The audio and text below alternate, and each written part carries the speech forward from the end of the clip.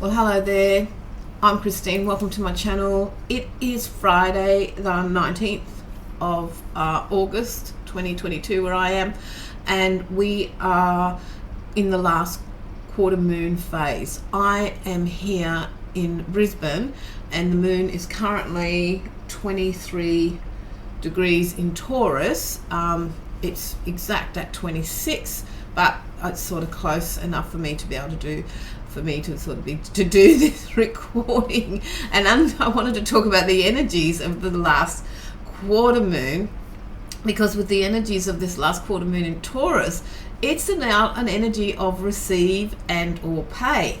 And interesting, moon in Taurus is 6 of coins, and it's also a time to revisit what you've done, and also and reflect on what you've done and receive perhaps rewards for your efforts.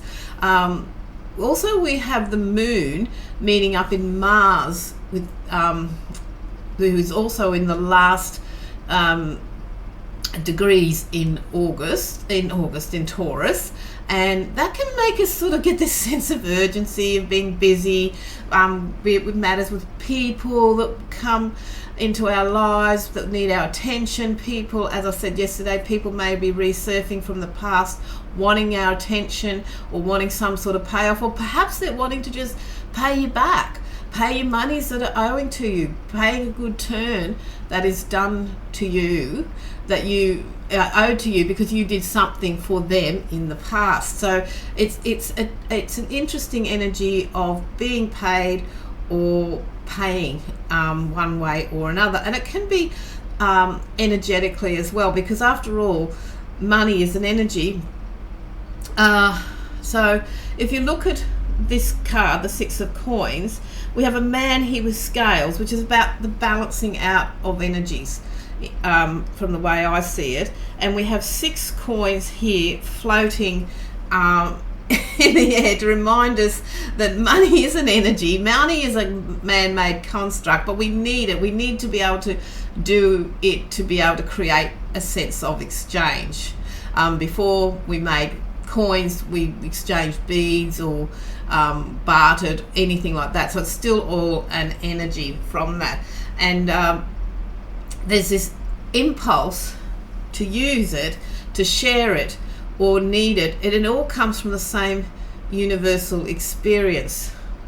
So, and it all, as I've said before, I think when I've talked about this card, we can all be in this experience. We can all be in this experience.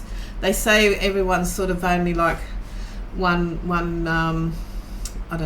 paycheck away from sort of struggling and things like that. And particularly in these times, it can be a little bit like that when people are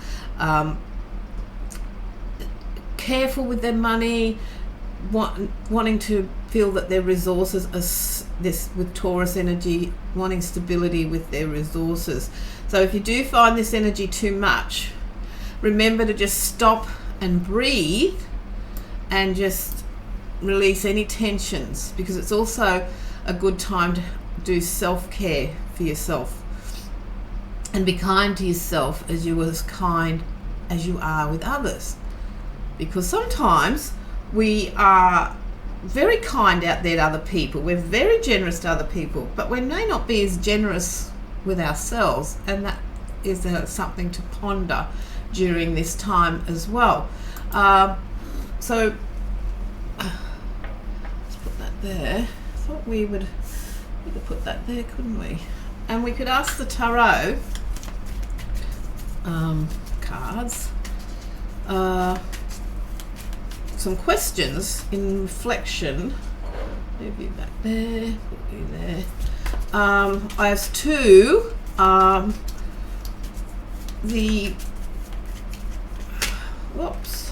Okay. What's fallen out is about the sense of release. What are we needing to release? What are we needing to let emotionally travel under the bridge and go down the river? There's the ancient Chinese or Taoist philosophy I read in a book was that it's good to sort of, when you go, you know when you drive over a bridge, you sort of mentally get your troubles and just throw them in the river so they can sort of disperse and go out to sea. And so that is the water taking troubles away, and then focusing on what you do have, which is very easy to say. I don't mean to be sort of trotting this advice out as if it's sort of, you know, just do this, just do that. It's easy, you know. You have to do all the advice that I give with the cards or anything that I rave on about. It's important that you understand, with a caveat of it takes time to let go. And we all have to let go in our own time and in our own way, because this is almost like the grief cycle, and it's a cycle that's different for everybody. So I'm not meaning to be flippant with that and just saying, oh, just let go, focus on what you do have. But on the same token, it can just help you get through the day. So asking the cards,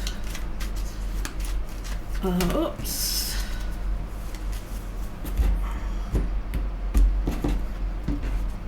I'm just going to take them from the top. You may find yourself giving to receive a sense of security.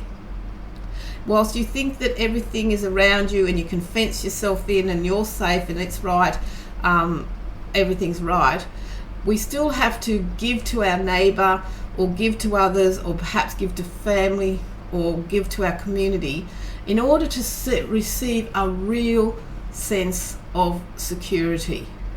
Otherwise it's just all something that we're sort of putting up a boundary about, but it's all sort of not, it's a construct. We also can find ourselves next on the top giving and helping to receive. So we may find that a neighbour or a friend or someone in need comes to us for advice, comes to us to be able to just share their burden, and we can give our time, we can share our knowledge.